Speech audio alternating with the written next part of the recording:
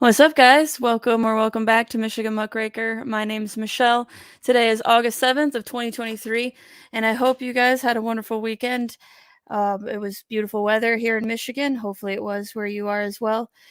Today I have quite a bit to share with you, as per usual. I have some information on the Megasites, some updates, but I also have information on a potash deposit that is in Everett, Michigan, which is very close to the Gotion site. Wanted to discuss the details of that. Just found out about it not too long ago. Thanks once again to Marjorie Steele. So appreciate you for giving me that lead, but extremely important deposit of natural resources. The other thing I want to discuss with you is Whitmer possibly running for president. There's been several articles now from like the Atlantic, Politico, what have you, that are the New Yorker, that are talking about Whitmer possibly running sooner rather than later. So I have been calling that for a while. Who knows? She's definitely setting herself up for it. And then lastly, I wanted to discuss a few things going on with the green industry that's going on around the world. So we're going to jump in. Good morning, Dragonfly. Hope you're doing well this morning. And let's switch it on over.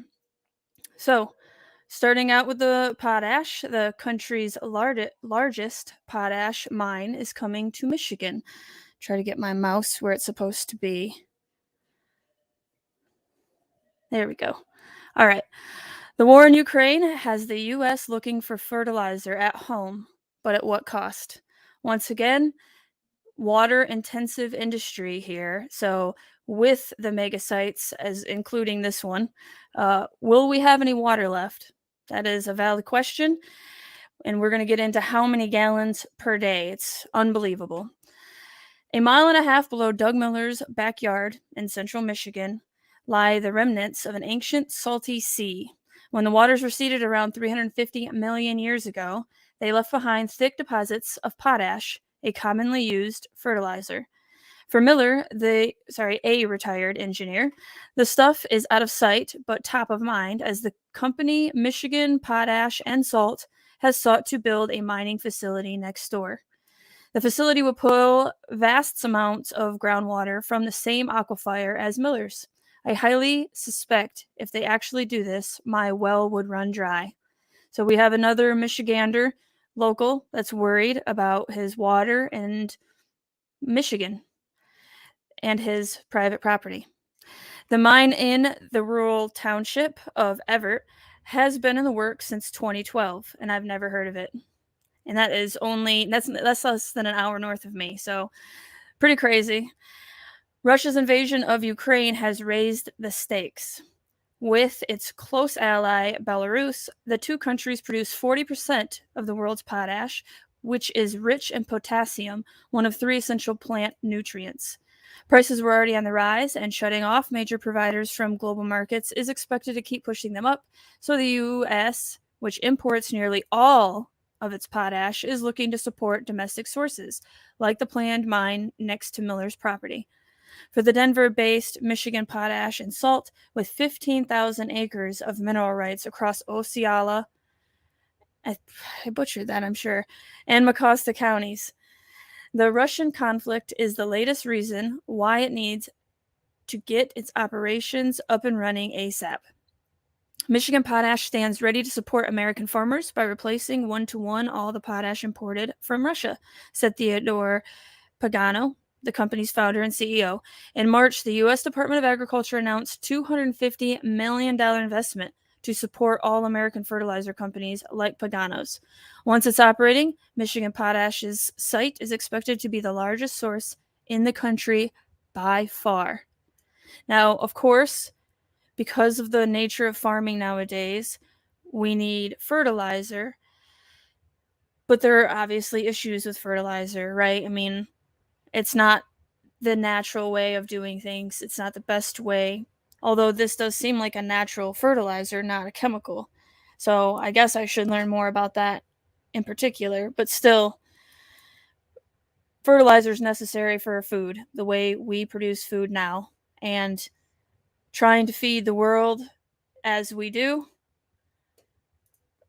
we should have fertilizer. However, at what cost? So once again, why are we trying to compete with certain things?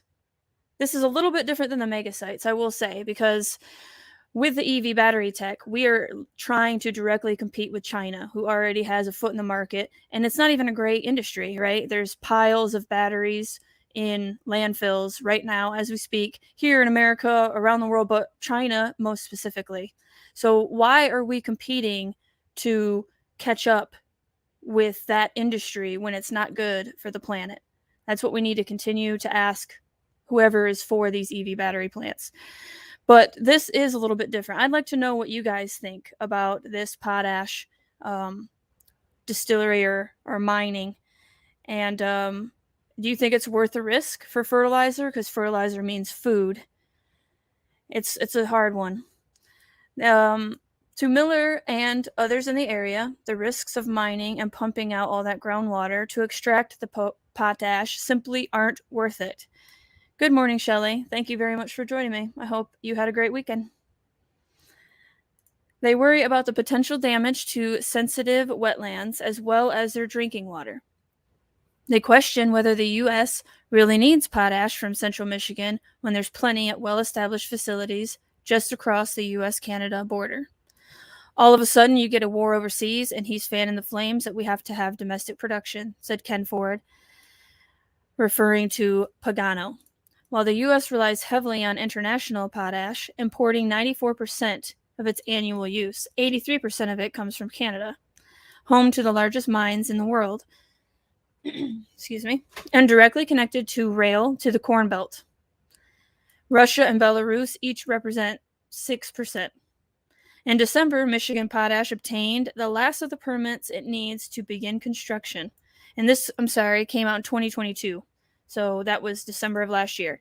The company would use solution mining to free the potash from the deep earth, valued at $65 billion. That involves injecting pressurized streams of hot salt water or brine underground to dissolve the salt beds.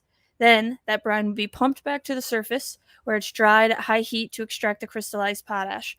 Table salt is a byproduct of the process, which the company would sell as well. So that is the land that I guess has all the potash in it, and that will be hosting a mining. I want to keep saying distillery, but I'm pretty sure it's not a distillery. This form of mining requires a lot of water.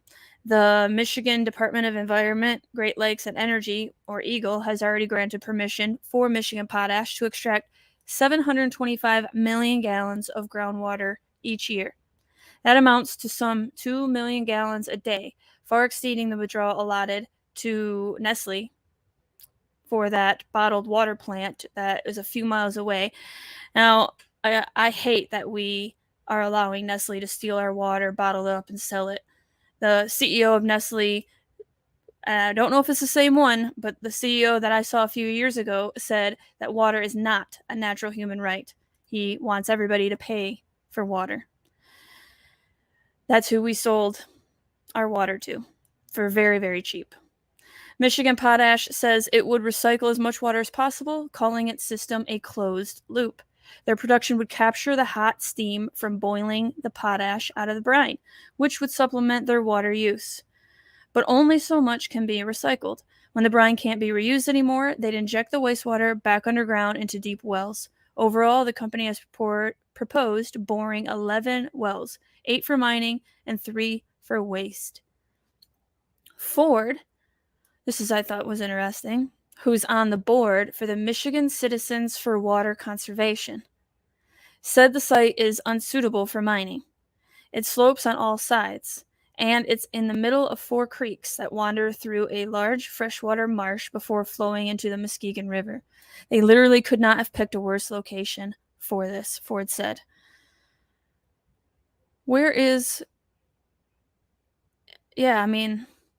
Members of the Michigan Citizens for Water Conservation fear the strain it would put on their watershed. They worry the sheer quantity of water used to dry up their wells and restrict water flows into the marsh. Sucking out vast quantities of water could force aquifers to migrate up, shuttling minerals and salts that would taint groundwater in a region where residents depend on private wells.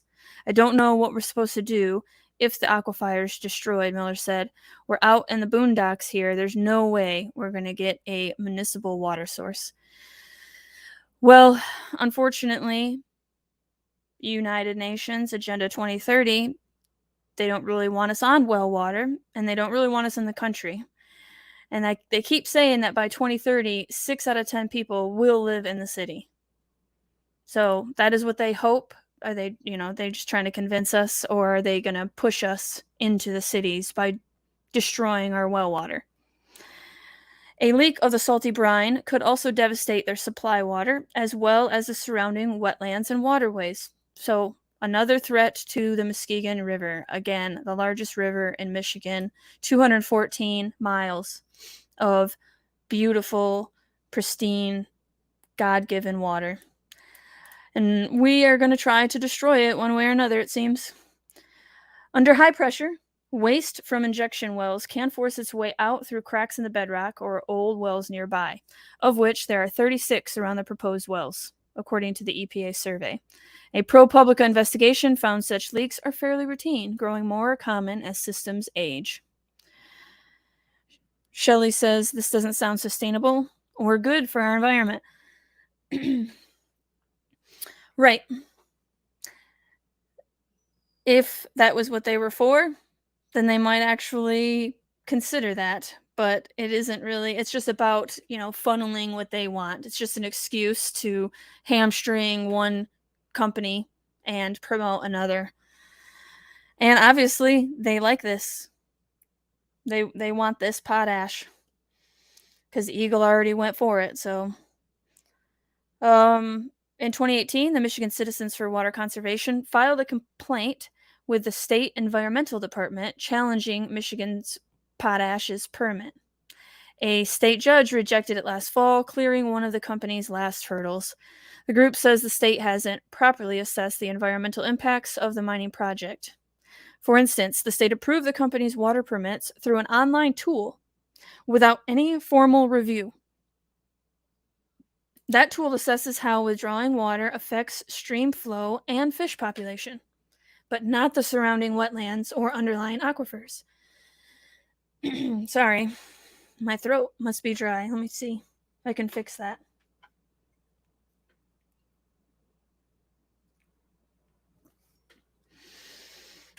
Now, the environmental group is concerned Michigan Potash has no contingency plan for leaks or spills.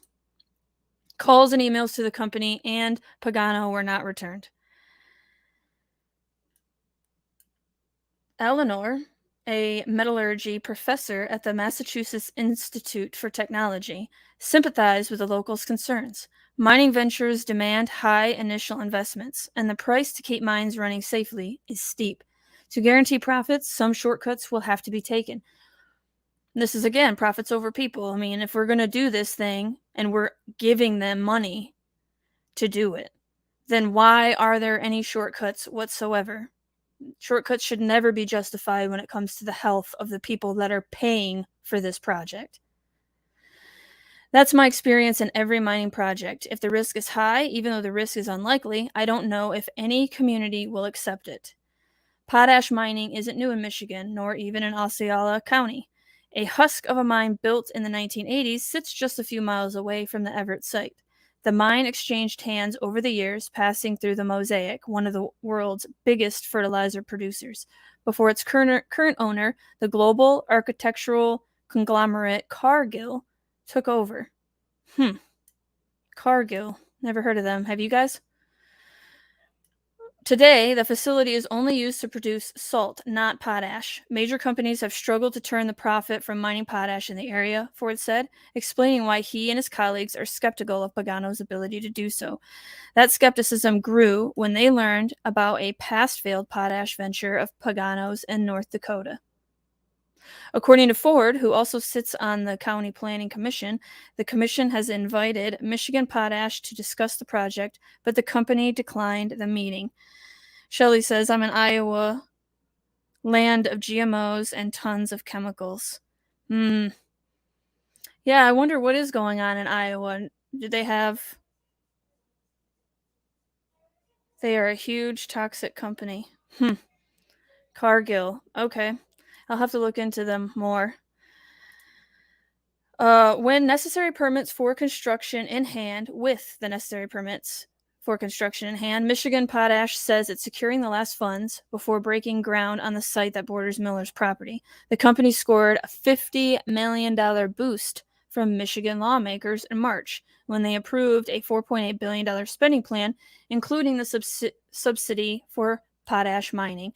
So there we go. The company scored a $50 million boost from Michigan taxpayers, because I'm sure those lawmakers actually don't even pay taxes. Probably, yeah. The land surrounding Miller's home of 50 years is filled with forests, seeps, and springs. The marsh nearby is a pit stop for many migrating waterfowl like geese, cranes, and trumpeter swans, and the ducks have just arrived for spring. He worries that this could all be spoiled by one brine-filled pipeline springing a leak.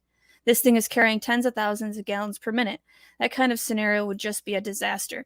You know, these are the same people that want to shut down the oil pipeline. And don't get me wrong, I don't like oil spills. They are damaging to our water supply.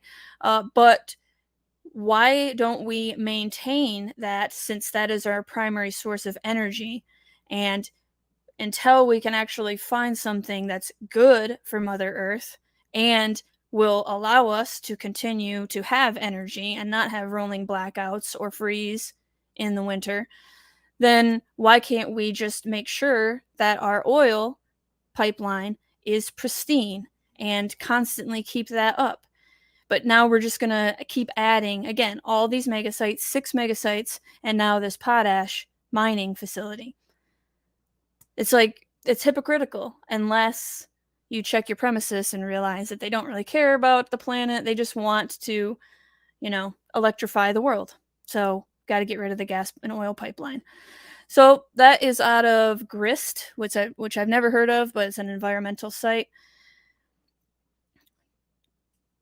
Dragonfly says Cargill Incorporated is a privately held American global food corporation based in Minnetonka, Minnesota, and incorporated in Delaware. Thank you. Good information. Good to know what we're dealing with here. Man, there we go. My mouse is like disappearing on me. All right, so we have a little bit more information on this potash before we move on to the megasites. Governor Whitmer on Wednesday, this was March 31st of 2022, signed into law a nearly $5 billion bipartisan spending deal that includes $50 million for the Michigan Potash and Salt Company. The deposit contains salt and potassium chloride, commonly called potash, a critical, increasingly cost component of fertilizers used at farms across the country, but primarily imported from Canada, Russia, and Belarus. I see. So it's a component of fertilizer. It's not the fertilizer itself. So that's something that's good to know. The Michigan deposit might just be the richest of its kind in the world, according to geologists at Western Michigan University. Now, I've been extremely busy, but I'm hoping that I can get a hold of this geologist eventually to maybe talk to him about this potash mining facility, what he thinks of it, and perhaps even what he thinks of these megasites. Although he's a geologist, maybe he knows more natural resources that are threatened by these megasites, if I could talk to him about it. So we'll see. I'm going to see what I can do, but I'm new to all this, so I don't know what is going to happen with that. The challenge, experts say, is getting the minerals out of the ground and doing so without causing long-lasting environmental damage. Imagine that. See, why can't we just farm naturally and make sure the soil is good and the sun? Stop trying to block out the sun with all these chemicals. Stop spraying chemicals and having it get on our soil. Like, if our soil was healthy, we wouldn't need fertilizers. The Michigan Potash and Salt Company, whose founder is headquartered in Colorado, plans to use a process called solution mining. The firm has already won environmental permits to drill 8 Michigan wells and pump them full of groundwater, which is expected to dissolve rock and create brine. Once extracted, the brine will be dried to produce potash and salt. Residual wastewater will be pumped back into deep underground into 3 disposable wells for permanent storage. Permanent storage. So if it's permanent, I'm an idiot here. Then how, once they're filled up, then we have to make more? Like, I don't know what that means or what's going on there. It's amazing that we have it just right here in our backyard. Adrian Kazal, a lobbyist for the Michigan Potash and Salt Company. Yes, let's listen to the lobbyist who's going to make a ton of money if this thing goes through. A coalition for clean water advocacy groups had urged Whitmer to veto the funding, arguing the potash operation will draw too much water from local aquifers and jeopardize local wetlands. Really quick, I'm going to come over here and I'm going to go to the blog of EDRA and show you really quick, because she did all the math for this, and 715 million gallons a year is what they said.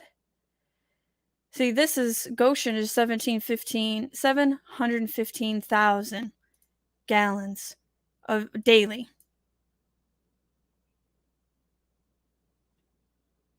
This, look at that, 1.43 million gallons. Yeah, so it's a lot. That is a lot of water. We have a lot of water being used for industry if we continue to allow it. Which, again, grassroots trying to stop it. Keep going, guys. I know it can be discouraging. Some stuff just happened, but we cannot give up on fighting these megasites. We shouldn't be giving state money to private investor with a very questionable operation in mind, said Peggy Case of Michigan Citizens for Water Conservation, a grassroots group based in neighboring Mecosta County.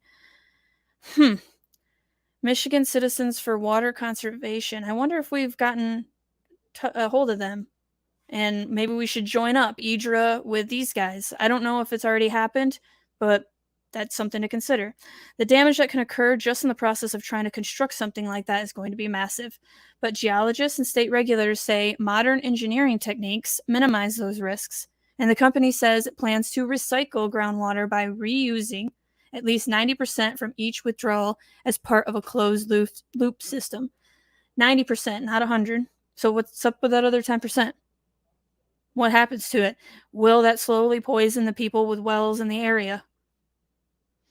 The development has powerful backers in Lansing, including Republican House Speaker Jason Wentworth of Farewell, who called it an obvious choice to spend $50 million in state money. Again, I got to reiterate every time because it drives me nuts. State money. The state doesn't have money, okay? The government doesn't make money. They steal it from taxpayers. This is $50 million of taxpayer money. It's a great opportunity to create long-lasting and high-paying jobs. Well, this is, again, coming from a Republican. Now, it could be a rhino, Republican in name only, but it could be part of the Uniparty, right? That the Republicans and the Democrats, there's a lot of them that are actually working together and don't give a shit about America and only care because they don't have to live in America. They're citizens of the world, right? They get on these planes and they go to Davos and at Switzerland and hang out there, and they, like, who cares about America if you're a citizen of the world? That's how these jerks think. Wentworth and others contend the proposed development also has national security and supply chain implications for Michigan farmers who rely on imported potash, one of the 3 key elements in agricultural fertilizer products that support plant growth and reduce water consumption. Again, why? So reduce water consumption, but yet we're using water to get the potash. So why couldn't we just use that water to water the plants? Maybe I'm dumb. That's possible because I'm not going to say I'm an expert on all of these different mining techniques. But to me, I want to go as natural as possible. I know for my little garden that it's a lot better for rainwater than it is for even the well water, but well water is better than city water for plants. So going as natural as possible, I'm all for that. Potash costs have more than doubled since the fall of 2020 when the Great Reset begun, according to Teresa Sisong of the Michigan Farm Bureau, who told, and I probably butchered that, but who told Bridge Michigan prices have climbed from $300 a ton to more than $800 a ton over that span.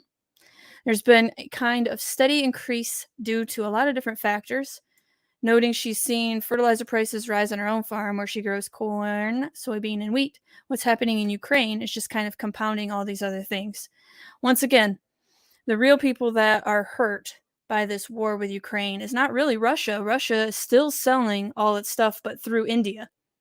So really who's harmed is Europe, first and foremost, and United States of America. So we are hurting ourselves by these sanctions and by getting in and paying for this war. Once we started giving money for the war, we were in it.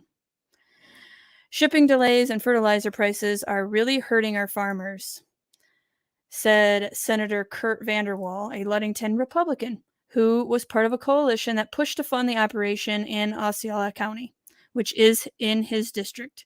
Once this new potash company gets up and running, we do believe that it'll be a huge advantage to our farmers, of course. Geologists have known about this potassium ore deposit since at least the 1960s, when Dow chemical crews identified the mineral during unrelated drills.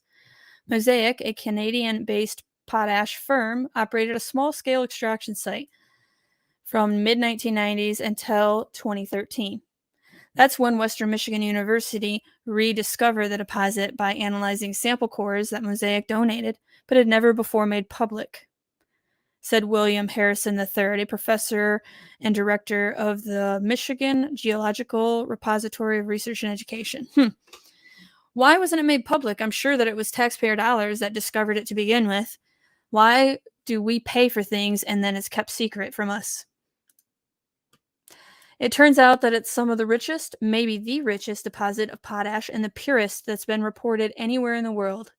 So there you have it. I wanted to make sure everybody knows this is some of the purest potash in the world. It's going to be in Everett, Michigan, which is right next to where Gotion is going to be, which we just sold, unfortunately, to the CCP. Controversial Gotion battery plant one step closer after land acquisition. Tuesday night's Green Charter Township board meeting was a contentious one, as the board brought the controversial Gotion battery plant one step closer to becoming a reality. In front of a fired-up room of residents and local college students, the board approved a land development agreement that lays out terms and obligations for both the township and Gotion after Gotion acquired 270 acres for their plant. So they have officially bought it with our money. Reactions from the audience Tuesday night were mixed, as the room was split with supporters and those opposed. The mixed crowd bickered until Supervisor Jim Chapman yelled at the crowd to quiet down. I'm sure he loved to do that. Supporters to the project pointed to the 2,300 jobs to come with the new plant and assured they're just as invested in the community as they are. A man in the meeting said the pro-Gotion people are very much involved in safeguarding what's going to happen to this community, and for us to be accused of being a rubber stamp for this project is not true. While those opposed continue to doubt the amount of jobs the plant will bring to the area, of course. And I have shown in several other videos, and I will continue to show the automation that's happening, Automation Alley in Michigan, AI taking over manufacturing. It's one of the first things that's going to be taken over by AI. So as well as writing jobs. Look at what Hollywood's going through. A woman said, if this factory comes to Green Charter Township and you're right, what do we gain? Maybe a few jobs? But what if we are right and you are wrong? We will lose our community. Exactly. A fire happens, it's over. The 270 acres Gotion acquired sits toward the west end and across the street from the airport on 18 Mile. The battery plant was originally supposed to sit on over 500 acres before Big Rapids Charter Township and Big Rapids Industrial Park was cut out of the deal for asking too many questions. And you know what? Big Rapids didn't even want to be a part of the deal anymore after it figured it out. So I think it's funny how they worded that.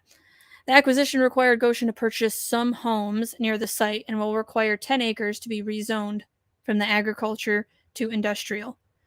With the land development agreement with Gotion, the plant's next hurdle is passing an environmental review by the Michigan Department of Environment, Great Lakes, and Energy.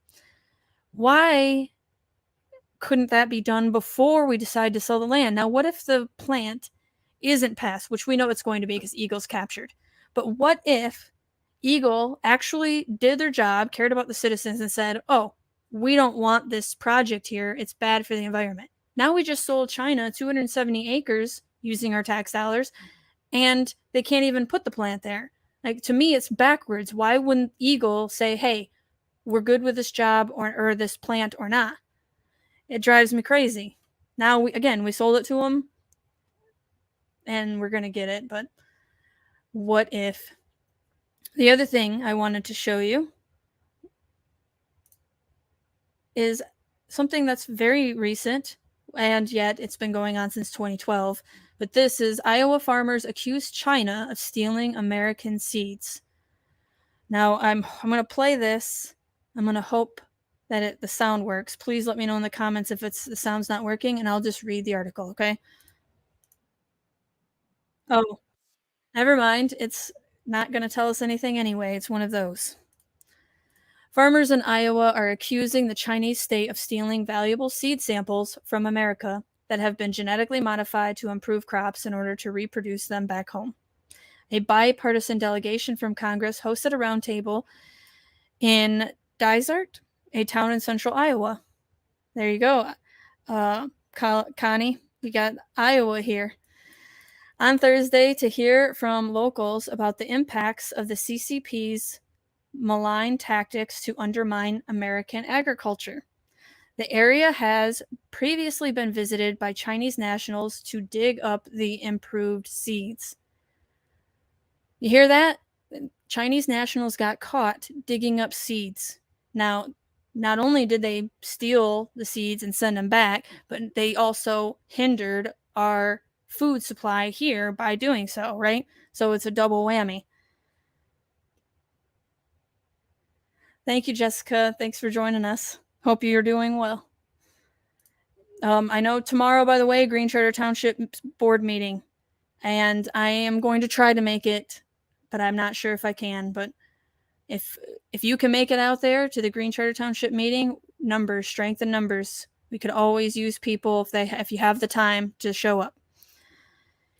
Back to this article. It comes at a time of heightened sensitivity in the U.S. towards China amid a cooling of relations between the two nations, fueled by the appearance of the spy balloon earlier in the year and the ongoing trade war. 3 members of the House Select Committee on the CCP traveled to the rural area to speak with stakeholders in the local agricultural industry about what it described as the ongoing attempts to steal America's agriculture technology. It cited a 2012 case in which a Dysart farmer spotted a man in business attire digging up hybrid seeds, which were then sent back to China. Mo Helong was later arrested by the FBI for stealing U.S. agriculture trade secrets and convicted of various crimes related to the long-term conspiracy in 2016. In my opinion, it's part of a much larger, countrywide slow-motion heist of American intellectual property. Mike Gallagher, chairman of the Select Committee and a Republican representative from Wisconsin, told the meeting, "We have a duty to protect all our technology, whether it's in Silicon Valley or in a cornfield here in Iowa." The FBI estimates that Chinese intellectual property theft costs the U.S. economy anywhere between $225 billion and $600 billion a year, describing the East Asian nation as the world's principal infringer of proprietary knowledge. Now, they don't come up with their own stuff, but they sure know how to get it from others.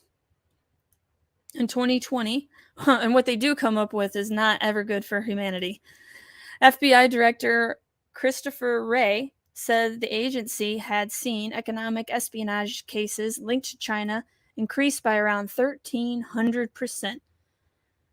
And this is who we're inviting into Michigan's backyard, right on top of the natural resources, some of the purest potash in the world. We're just so smart, our Michigan government. Both the Trump and Biden administrations have oriented U.S. strategy around competing with the Chinese Communist Party. But we are not competing if we're letting the CCP steal hundreds of billions of dollars from Americans, Gallagher said. We're throwing the game from the outset. So, just like the farmer in the Iowa field, you're being robbed every day in plain sight by the Chinese Communist Party.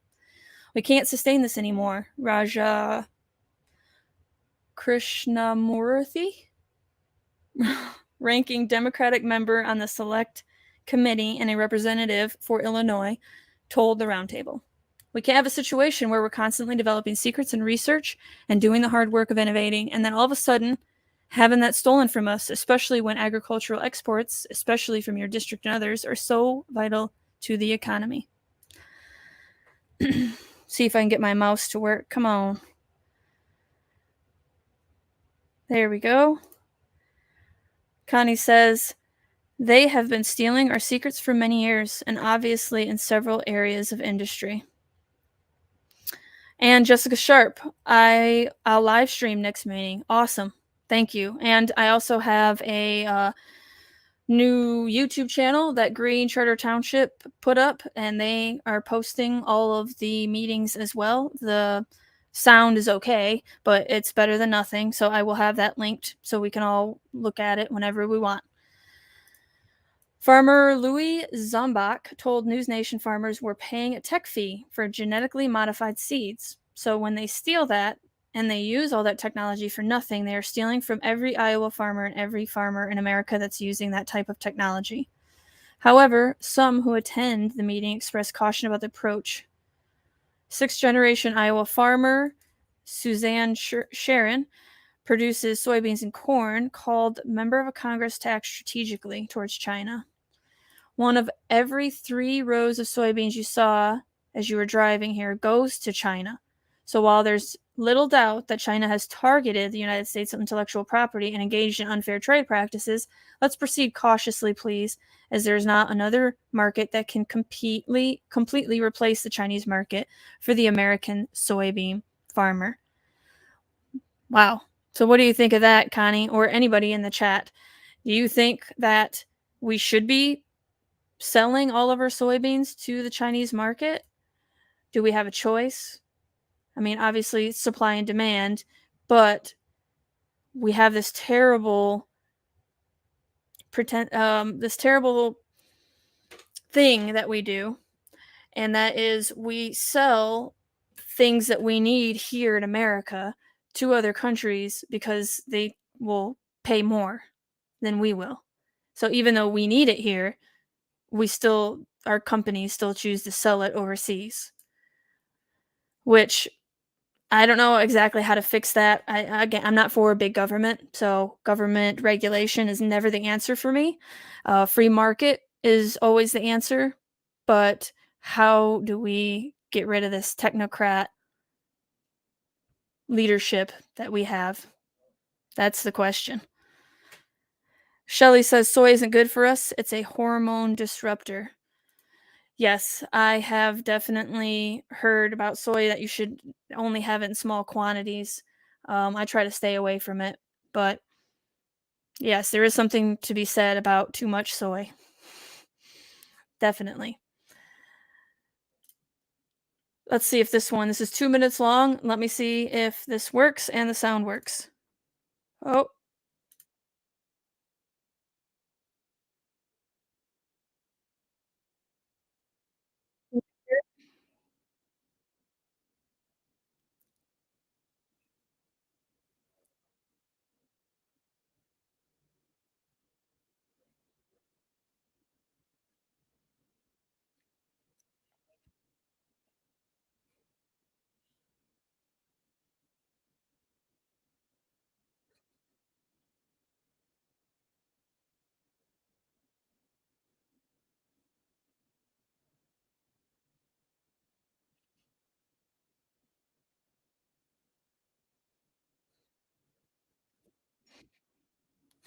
No sound.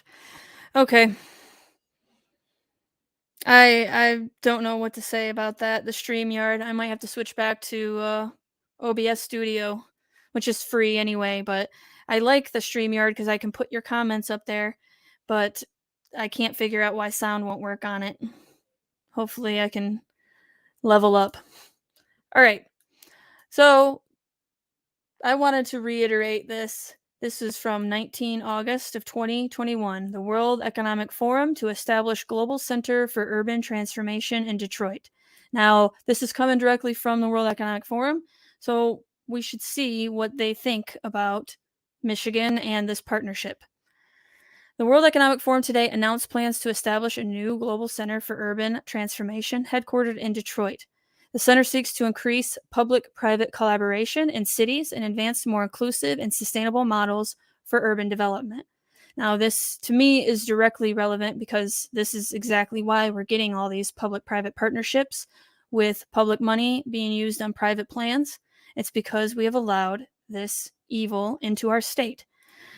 Around the globe, cities are facing unprecedented challenges from COVID-19 to climate change, exposing deep systemic inequalities. Inequality is not the thing, it's inequities, said Jeff Merritt, head of Urban Transformation, World Economic Forum. As we chart a course towards a more sustainable and equitable future, government cannot carry this burden alone. Increased public-private cooperation is essential. Detroit is uniquely positioned to serve as the epicenter for this work, a hub for urban transformation and innovation that the world can look to for guidance and inspiration. The World Economic Forum will leverage its global network of leading companies, governments, civil society organizations, and academic institutions to support cities as they seek to rebuild their economies and forge more resilient communities. This includes mobilizing the global business community to commit expertise and resources in support of local communities, advancing models for inclusive urban development, and exploring new approaches to expand urban services and economic opportunity in low-income and traditionally marginalized communities. Now, I'm going to get on a quick tangent. Equity. Terrible for society, terrible for the American way. Basically, everybody is in gray by the end of it. It is not equitable at all that I am so close to the river. Even though I made this choice, my husband drives an hour to go to work every day and an hour back to come home. We made the choice to live out by the river. However, it's not equitable that I get to enjoy the river and somebody in the city does not.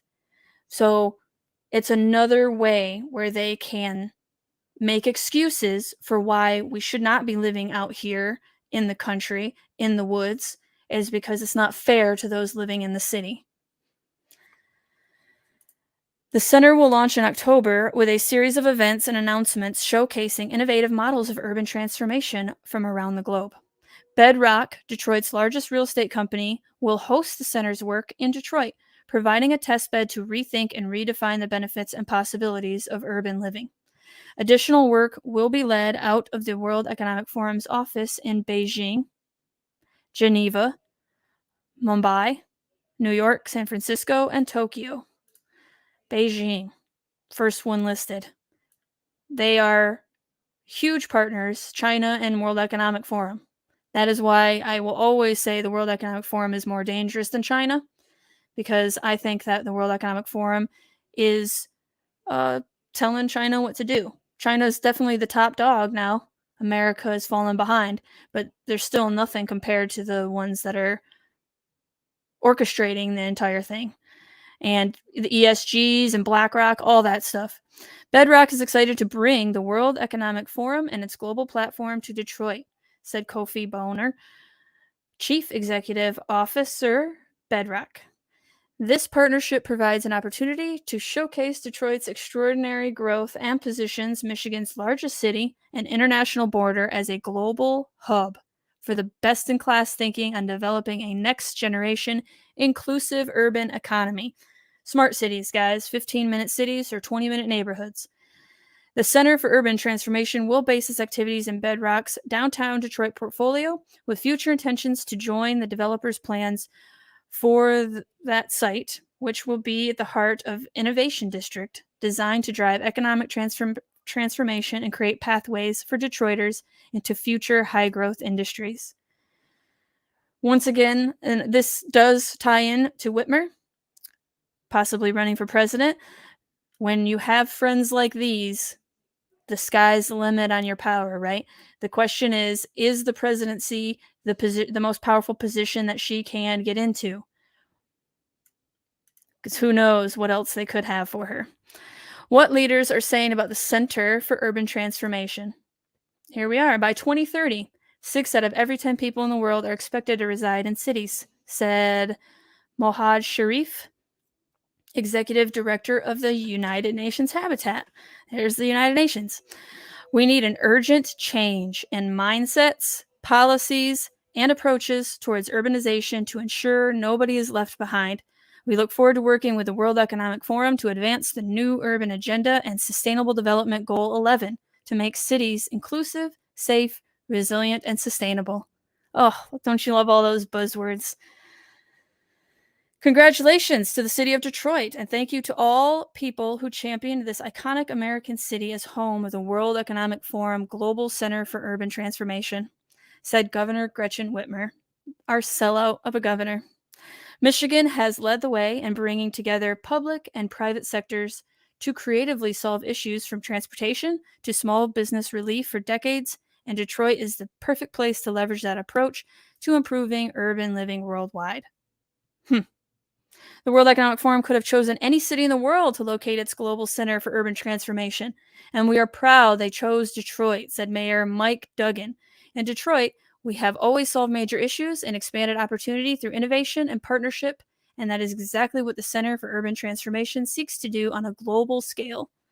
We are thrilled they will be doing it right here in Detroit. I'm sure. Another sellout. Innovation, collaboration, and talent converge in Detroit in ways that change the world. And we are proud to welcome the headquarters of the World Economic Forum Global Center for Urban Transformation to this great city, said Lieutenant Governor Gilchrist II, who is absolutely a friend of the World Economic Forum. I think he was actually a young global leader at one time. So, yeah, they like him. I wonder why. We have a generational opportunity to address some of society's most significant challenges, from racial inequity to climate change to the future of industry and mobility. This announcement puts Detroit at the forefront of what inclusive and sustainable urban development can and should look like across the globe. We are going to be made an example of, but Michiganders are tough, and they underestimate us Midwesterners. We're not going to allow this rolling over. But first, people need to know about it. So that's what I'm trying to do. First step is awareness. Wake up. The globalists are here trying to take over our water supply, trying to poison it, trying to do all kinds of shit we don't want them to do, and they're using our money to do it. Wake up. Doesn't matter what political affiliation you have. This is bigger than the left-right paradigm they want you trapped in, okay? As the world looks to address the defining challenges of today, it should come as no surprise it turns to Detroit, said Maureen Krause, President and CEO, Detroit Regional Partnership. This news further validates the Detroit's region's standing as an international business hub with the talent asset companies needed to take on complex problems and thrive. The Center of Urban Transformation will not only succeed here because of everything our regional economy offers, its presence will also strengthen our appeal as a global destination for innovation and investment of our future. The role the private sector has to play in the transition from urban living to human living cannot be overestimated, said Atunez, Global Smart Cities Leader. Oh, I don't know how to say that, and I should. It's French, I believe. This company, Deloitte, shares the forum's belief that COVID-19 offers an unprecedented opportunity to reinvigorate the approach to urban transformation and looks forward to working with the center. COVID-19 offered unprecedented opportunity for globalists to put in their plans. It certainly did. We got, man. We allowed governments to shut down private businesses. The rethinking of cities can bring about a future of urban living that's better for all of us, said Jonathan Hirsch, founding partner, Utopia. Anytime I hear Utopia, the red flags going off in my brain, okay? There's no such thing as a utopia. There cannot be, and anybody that tries, you're authoritarian. You don't know it. Public-private partnerships are central to this transformation as these cities find their unique path forward. The center will be a critical platform to bring all the pieces together. Building an inclusive economy in Detroit is a priority for DEGC, and we embrace new partners that are equally committed to creating a major metropolitan city where everyone can thrive, said Kevin Johnson, President and CEO of Detroit Economic Growth Corporation. DEGC, like the MEDC, just a subcategory of the MEDC. Whether it's small business or large corporations, our focus is on overcoming the barriers to access, be it capital, education, real estate, or jobs, and support from a global resource like the WEC will create new opportunities for solutions. We are looking forward to working together on advancing Detroit. Tremendous energy is building around the world to build back better with greater equity, resilience, and sustainability, said Stephen Zogal, lead for Global Cities, Transport, and Infrastructure. We are excited to continue our collaboration with the Center and Forum to help convert ambition into reality. So that brings us over to how Gretchen Whitmer made Michigan a Democratic stronghold. This is the New Yorker. The governor's strategy for revitalizing her state has two parts. To grow, Michigan needs young people. To draw young people, it needs to have the social policies they want. The social policies that they were brainwashed by the United Nations to want, with sustainable development goals being taught. The decade of sustainable development education was 2004 to 2014, I believe. So, yes, it's so much bigger than anybody, even myself, can contemplate what they're doing to us or trying to do to us. When Gretchen Whitmer first emerged as the likely Democratic candidate for governor of Michigan in late 2017, the mayor of Detroit, Mike Duggan, circulated a memo urging labor unions and Democrats to find a better-known figure to lead the ticket. He wanted Senator Gary Peters to run. Okay. The mayor tried to persuade him to get to the race. Yeah. Whitmer told her campaign staff, right here.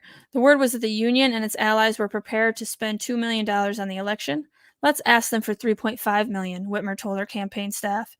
They're the last ones on board. What can they say? At the meeting, according to an aide, UAW pledged to give her the whole bundle. Yes. All of these different public-private partnerships that get created just in a campaign trail, right?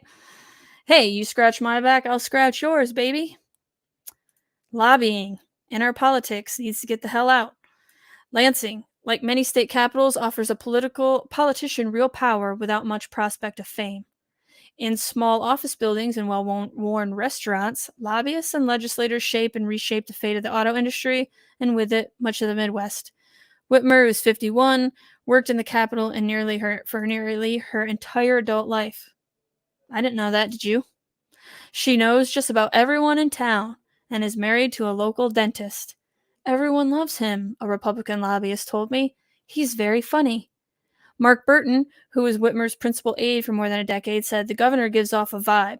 She's super relatable and super likable, but also a little intimidating. Yeah, she gives off a vibe to me too. That she's a fake Midwesterner, placating to us to try to say, hey, I'm just like you, but really, she's doing deals with Davos in Switzerland. Burton recalled an episode. Good morning, Michigan Daffodil. Thank you for joining me. And UAW sold out. Yes. They all do, though. I mean, this is... Once again, I will say, the real problem, the root of the root, is that we don't have values. And we are questioning everything, even noticeable truths that we've known forever. So We have a lot to do to heal as humanity, I guess. But anyway, I'm getting all sidetracked.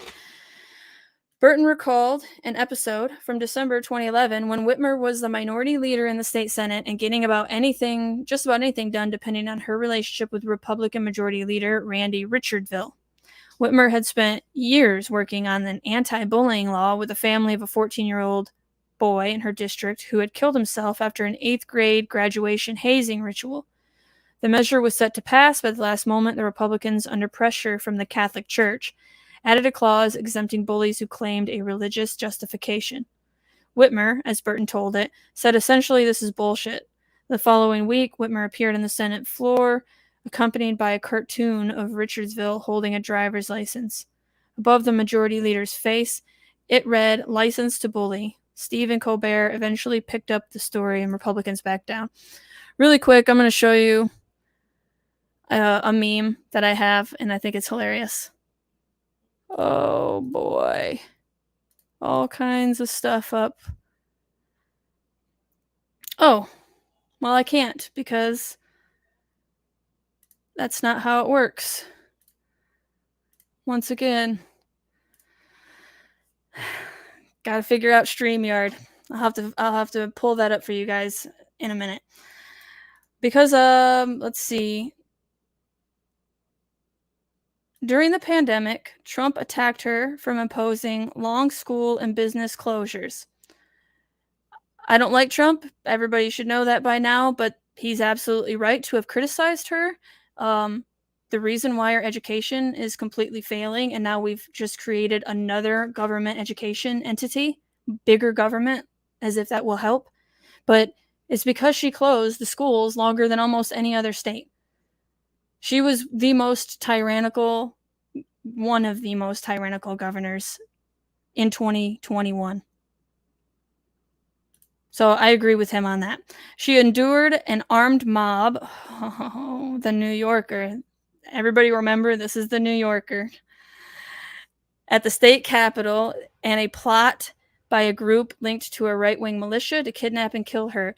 No mention about the FBI being involved, just like with January 6th. No mention of our own government using agencies like the CIA and the FBI, which we pay for, against its own people to try to corral them to do things and then justify when they create new rules, like no guns at the Capitol. There was not an armed mob. It was just Michiganders peacefully standing outside with the right to bear arms under their belt, but an armed mob. Last November, Whitmer tied her candidacy to a state constitutional amendment guaranteeing the right to abortion and won re-election by 10 points, sweeping the suburbs so convincingly that Democrats gained control of both houses of the Michigan legislature for the first time in 40 years. Now, I'll probably get banned for this, but it's completely 100% questionable whether or not she actually won the election. Selected, absolutely. Now, it is possible that the overturning of Roe v. Wade actually did get her the votes that she needed. That is possible. It's also possible that that overturning of Roe v. Wade was used as a cover-up so that it's more possible that she did get voted in, and it was because of women's rights. Now, I am for women's rights, but a baby has rights too. Since then, Whitmer's Democratic majority has allocated more than $1 billion to support the auto industry's green transition, quintupled a tax credit for poor families, repealed a law that made Michigan a right-to-work state, and enacted new protections for LGBTQ people. After a 43-year-old local man went on a shooting spree at Michigan State University in February, killing 3 students, some modest, if hard-won, gun control measures were put in place. I don't know that I've ever watched a legislator go as quickly as they have, Maggie Pallone, a public policy analyst in Lansing, said earlier this year in an article to the Detroit News. Similar breakthroughs have come in Minnesota and Pennsylvania. What's happening in the Midwest, one of Whitmer's advisors told me, is a Tea Party in reverse. What's happening is our region, has been selected by the globalists. And so they want us to believe there's a Tea Party in reverse going on. Don't believe it. Whitmer's first ambition was to be an ESPN anchor, and she still has a sportscaster instinct to inhabit a highly formal setting and then destabilize it with informality. She speaks briskly, avoids jargon, and runs ahead of schedule. David Axelrod, Barack Obama's senior advisor, who owns a house in Michigan, told me, she's plainly smart, she's very agile. But there is a sense in which I might know a person like this. Yeah, she's very good at being a politician, guys. Surprise, surprise.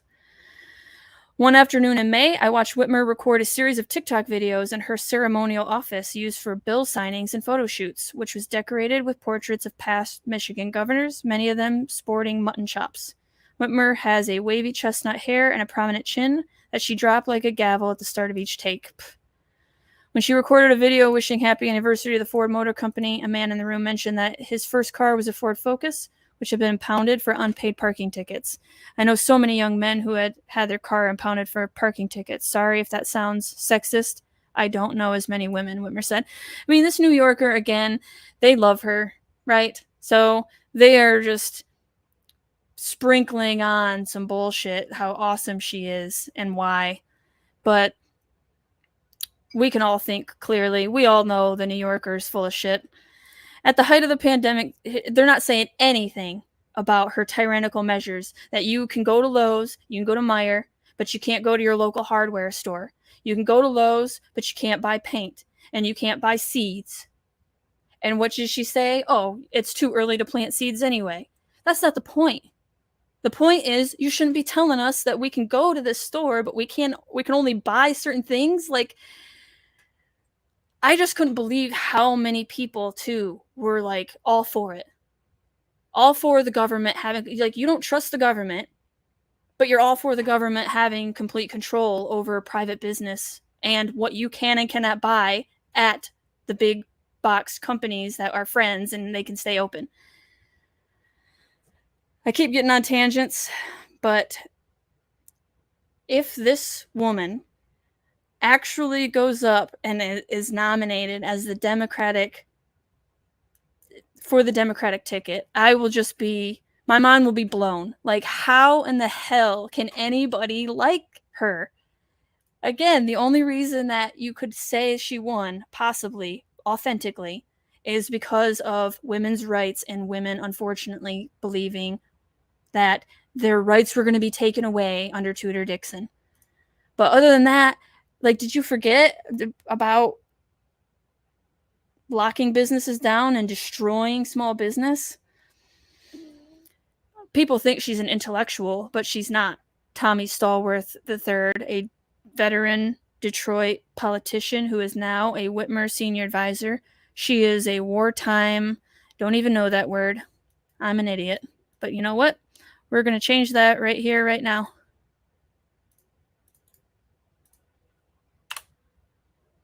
A member of a mafia family who serves as an advisor to the leader and resolves disputes within the family.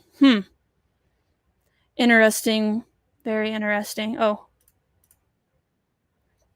It says consigliere. Consigliere. Don't think that's exactly how you say it, but all right. For most of the second half of the 20th century, Michigan's politics were governed by a certain equilibrium. Long-tenured pro-union Democrat congressmen dominated in Washington.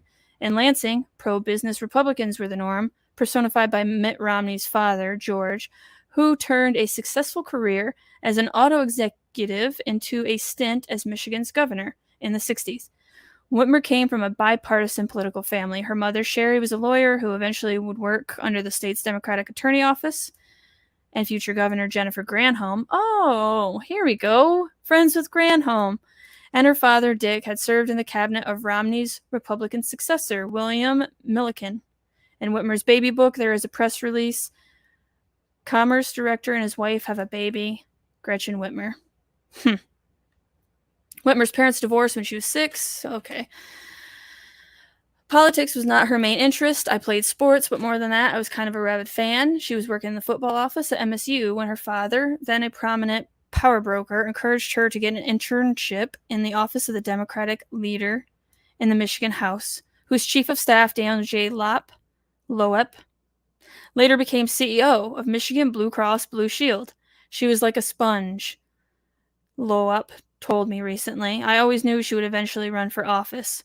When a House seat opened up in Lansing ahead of 2000 election, he urged Whitmer to run and helped her get the endorsement of a popular former state attorney general. She won by 280 votes. It was her last truly close race. She was 29 years old. It's not that Gretchen Whitmer came out of the womb and said she was going to be governor of Michigan, Whitmer told me. Every jump in my career, I've had that moment when I looked around and thought, well, look who's out there. I could probably do a better job. Yeah, she's probably thinking the same thing when it comes to Biden over there, supposedly going to be the Democratic nominee again. I don't see how. He needs to retire. I'll just say it nicely. He needs to retire. And of course, I don't want Whitmer. I don't see anybody. I mean, you could make a case for RFK Jr., but Newsom, terrible, another tyrant.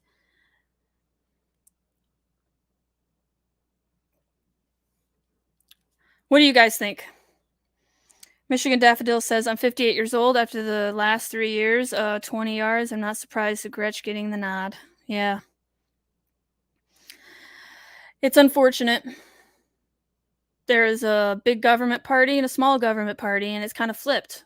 I've noticed that there's way more Republicans that are for small government than Democrats. And Democrats are supposed to be the Labor Party, right? Anyway, the whole left-right paradigm, once again, is to distract us, to have us fighting amongst ourselves. The Democrats and Republicans that do the most work, they're not really Democrats versus Republicans. They're hanging out. They're partying together. They're going to dinner together when we're all locked down in our house wearing masks. So we must focus on the real issue, which is centralized government and selected officials rather than elected officials.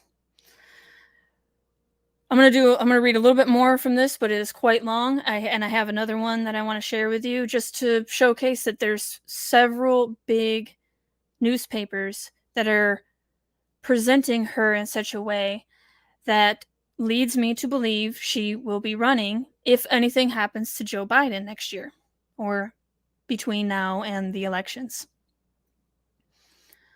Whitmer's profile started to grow just as Democrats' position in Michigan was eroding. Granholm spent her 2 terms as governor largely stymied by a Republican legislator. Democrats still refer to this as the lost decade. The mayor of Detroit, a rising Democratic star named Kwame Kilpatrick, resigned in 2008 after pleading guilty to obstruction of justice charges, and a few years later the city filed for bankruptcy. I didn't know that. Wow. 2008, though, that was the first earthquake in the Great Reset, really, because the subprime mortgage crisis destroyed ownership, private property ownership for people without money, right? Millennials, pretty much, and now Zoomers. Not to say it's just millennials and Zoomers. Gen X is in there too, and 2008 was terrible for a lot of people, but it was definitely good for globalists and people that are against private property, because BlackRock came and bought it all. By the Tea Party election of 2010, the dominant political force in the state was the billionaire DeVos family of Grand Rapids, whose matriarch, Betsy DeVos, went on to serve the U.S. Secretary of Education under President Trump. The election that year was a rout, won by an outsider Republican businessman named Rick Snyder, who campaigned with a budget-conscious slogan, "One tough nerd." I never heard that, but I have not been really paying attention to Michigan politics until the beginning of this year. So quickly, Republican power consolidated. The party was in charge of redistricting and redrew election maps to cement its advantages in the state legislature and in Congress. It also moved to loosen campaign finance laws. Robert McCain, who worked in Whitmer's state Senate office, recalled going through the Republican campaign finance reports just after a GOP-backed law raised the cap on individual donations. And it was just a long row of $20,000 donations, all from people with the last name DeVos, and it was just like, wow, we don't have anything like that. Oh, that sounds very envious of corrupt politicians paying for whatever they want.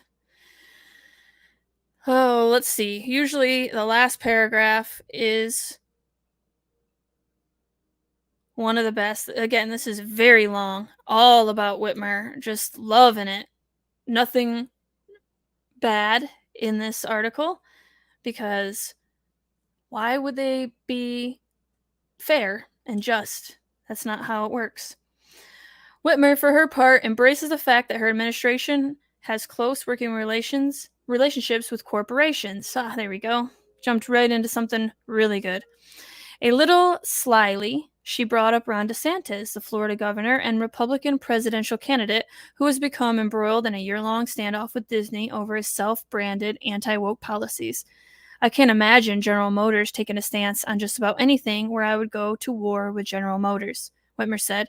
It's just wild to me to see the Democrats are now viewed as a little more pragmatic and business-friendly than maybe some Republicans. But I think that's good. I think that's important, and I would consider myself in that vein.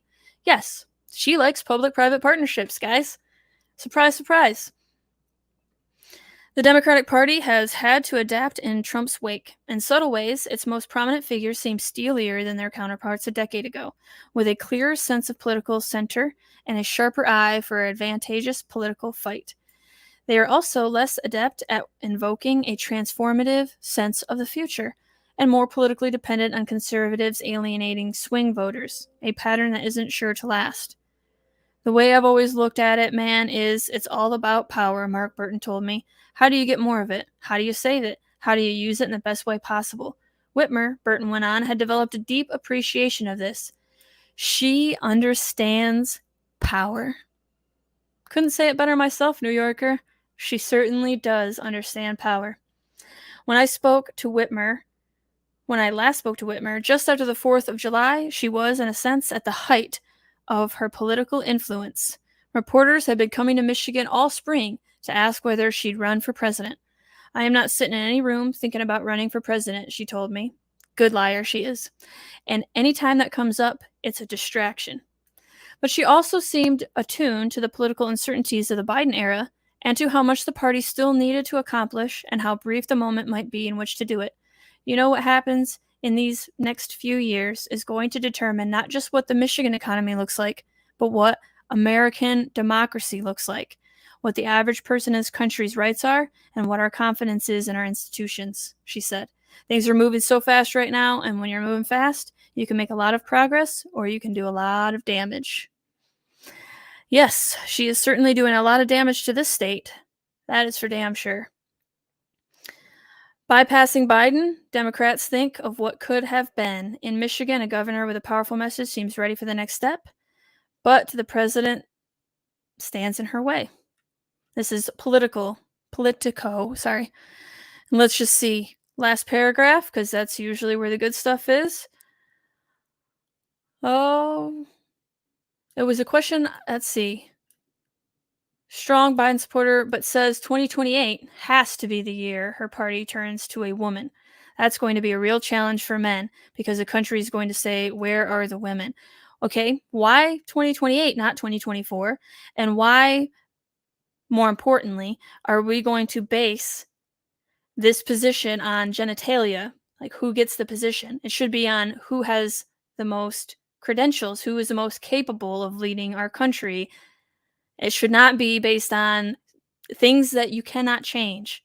You cannot change your gender and you cannot change your race. So you should not be dictating what happens based on things you cannot change. It was a question I was asking myself the weekend after Mackinac. Let's see. Schneider ran a campaign like he was giving it away. He wasn't tough at all. The former governor, and then Michigan Daffodil. I don't know what that last comment was referring to.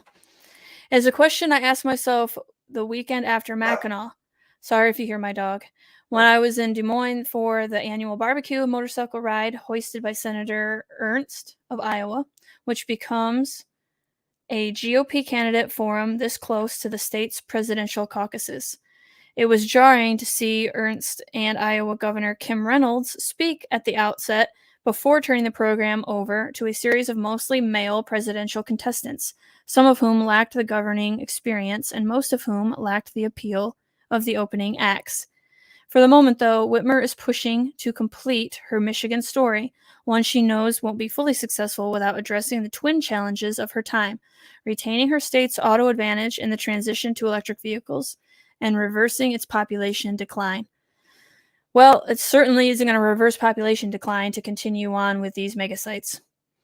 She used the chamber gathering here to unveil a dedicated chief growth officer, a Detroiter so dedicated to Michigan she has both peninsulas tattooed on her forearm, and a bipartisan commission tasked with addressing the state's population loss. I asked him about Whitmer in 2024. He quickly noted that she's the future at a time both parties seem intent on tying themselves to the past. It's the same with us, said Rokota, alluding to the looming presidential rematch. Why would you look backward? Oh, there you have it. And then there's, of course, I'm not going to read any of this because I'm running out of time, but why not Whitmer from the Atlantic?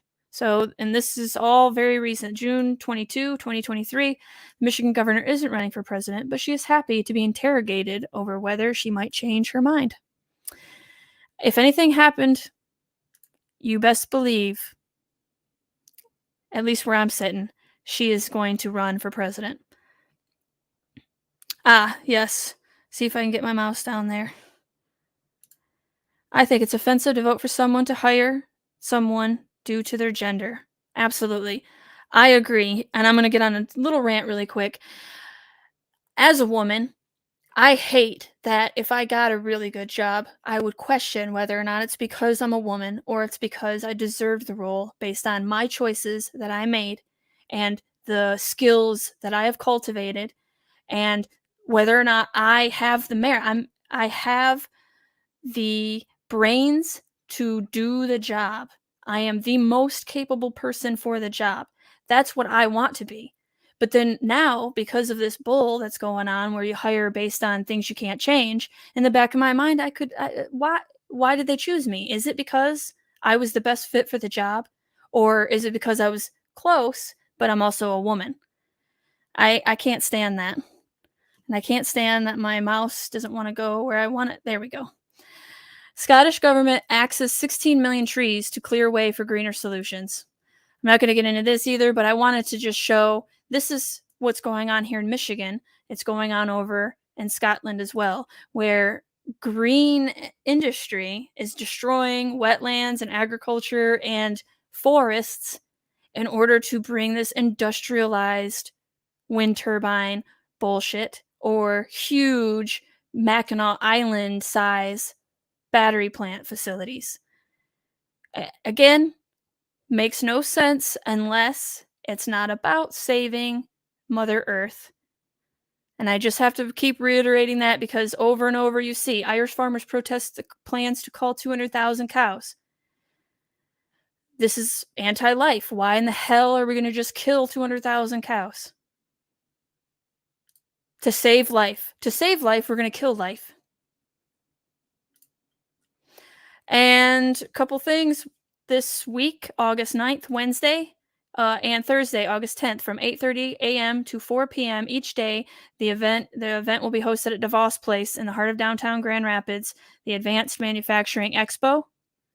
If you can go out, check it out, maybe take some pictures, record, see what is going on in advanced manufacturing, because that is Industry 4.0.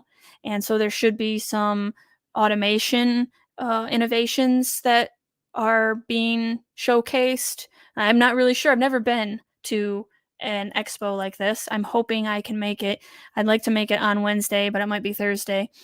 Either way, check it out if you can. I think it's really interesting to see what's going on in the manufacturing world. And we got events. August 8th, tomorrow, 7 p.m., Green Charter Township monthly board meeting. August 9th, we have a midweek protest for Marshall Megasite. August 12th, we have another protest, the Save Marshall weekly protest. And August 16th and August 19th, Marshall is really putting in work with their protests, and who can blame them? Marshall Megasite, a promising development in Michigan. This came out August 3rd, Daniel Hall. Look at this picture.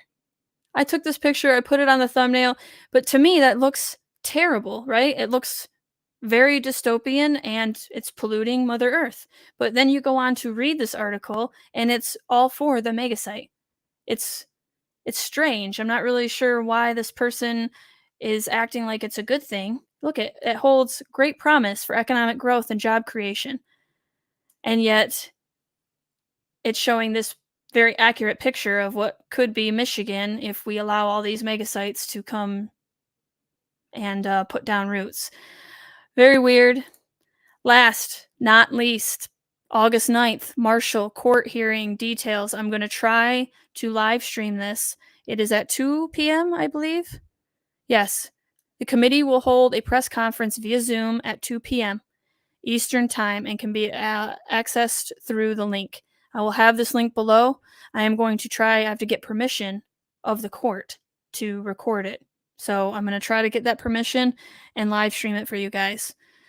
Marshall, keep up the good work, guys. Genesee County Republican Party came up with an executive committee fighting for economic development of our state and country and opposing foreign agents holding American land.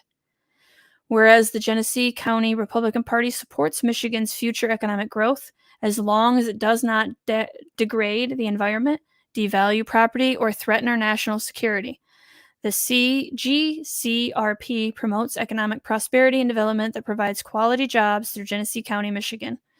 So Genesee is getting together too. All of these people, grassroots movements getting together. Keep it up. This is the Advanced Manufacturing District. And tons of information. This is the land that they're going to try to destroy. And it shows the area by Schwartz Creek. So continue supporting these individuals by showing up to their meetings, showing up to the protests, sharing this video, share videos and links with everybody you know, and just spread awareness. That's what I'm trying to say. Keep spreading awareness. I have full faith that once people know what's really going on, that they can put aside the left-right paradigm, that fighting that's going on too often, and we can come together and agree that we want to protect Michigan and we want jobs, but not any job. Okay, we want good jobs. Let's see, real quick. We have Michigan Daffodil. No Greentown meeting till next month. Last week. Okay, thank you. Last week was the August meeting. Okay, thank you. I did just look. Real quick, I'm going to bring you with me. Green Charter Township. Boom. We go here. And then we go to the board meeting. And look at this. It still says it on here. August 8th. So that's why I said something. Now, you're saying that the Green Charter Township meeting was last week. Was that not a planning commission meeting? I'm sorry for the confusion, guys. But thank you, Michigan Daffodil. So basically, make sure before you go out to Green Charter Township, make sure that the meeting is taking place. Okay, website is wrong. It says Michigan Daffodil. So thank you for that. What else we got? Connie says, it's so upsetting. Let me see if I can, there we go. So upsetting and disgusting to see what our state has become. It is. And it's only because we have been chosen. So we're on an accelerated timeline because we have been chosen by the globalists, United Nations, the World Economic Forum. This is coming everywhere though, unfortunately. But because it's here first, we have an opportunity to show the United States of America and possibly the world that you can stop these globalists and their plans. That's what I look forward to. I look forward to getting all us Michiganders together, fighting these guys and showing how it's done, because they're here first. This is one of the first battlefields in the United States. And bring it on. I think Michiganders are the ones to be able to handle it and to fight back. So I have faith in Midwestern folk. Some of the best I've lived all around the country except for East Side, and Midwest definitely has some of the friendliest people in the United States. I love the Midwest. I'm glad to be back here, even though the globalists are trying to take it over. Because I think basically challenge accepted, right? Challenge accepted.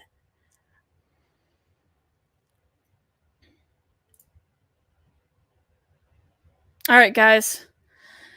I went on for quite some time.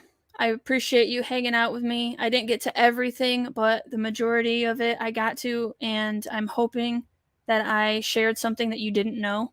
Um, if there's anything I missed, please let everybody know down in the comments. Smash that like. It really helps with the algorithm promoting my videos if you like the video, and share it with everybody you know, okay?